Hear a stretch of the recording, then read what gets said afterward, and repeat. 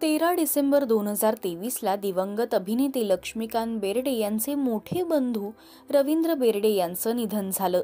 गेल्या काही वर्षांपासून ते घशाच्या कर्करोगाने त्रस्त होते, तर हॉस्पिटलमधून घरी आणताच त्यांना हृदयविकाराचा झटका आला आणि त्यांची प्राणज्योत मालवली।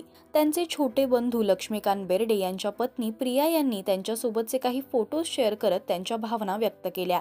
त्या म्हणाल्या, दादा गेले, खरं तर नात्याने मोठे दीर, पण होते वडिलांसारखे। दादा आणि वृषाली वहिनी नेहमीच माझ्या पाठीशी आई वडिलांसारखे उभे होते। मला सख्खा भाऊ नाही। एका भाऊबीजेला मला म्हणाले, ती आरती घे आणि ओवाळ मला। तेव्हापासून भाऊबीज, रक्षाबंधन न चुकता होऊ लागले। ती कमी पण त्यांनी पुरी केली आणि फक्त ते सण साजरे करून नाही, तर खऱ्या अर्थाने माझ्या पाठीशी उभे राहून। दादा आमच्या संपूर्ण बेर्डे कुटुंबाचे आधारस्तंभ होते।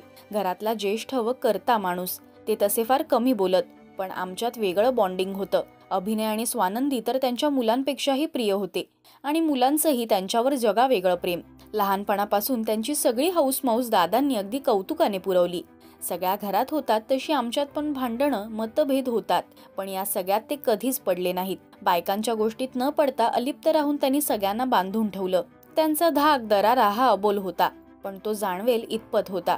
घरातला कर्ता पुरुष कसा असावं याचं दादा उत्तम उदाहरण होते। मागच्या महिन्यात आम्ही सगळे बेर्डे कुटुंब गोव्याला गेलो होतो। अनेक वर्षांनी तो योग जुळून आला होता, पण दादांची तब्येत नेमकी बिघडली।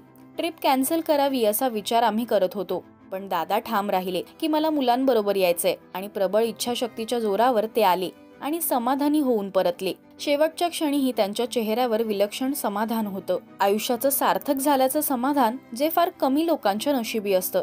दादा, तुम्हाला मनपूर्वक श्रद्धांजली। तर स्वानंदी आणि अभिनयने सुद्धा त्यांच्यासोबतचे फोटो शेअर करत त्यांच्या आठवणींना उजाळा दिलाय। ज्येष्ठ अभिनेते रवींद्र बेर्डे यांना राजश्री मराठीकडून भावपूर्ण श्रद्धांजली।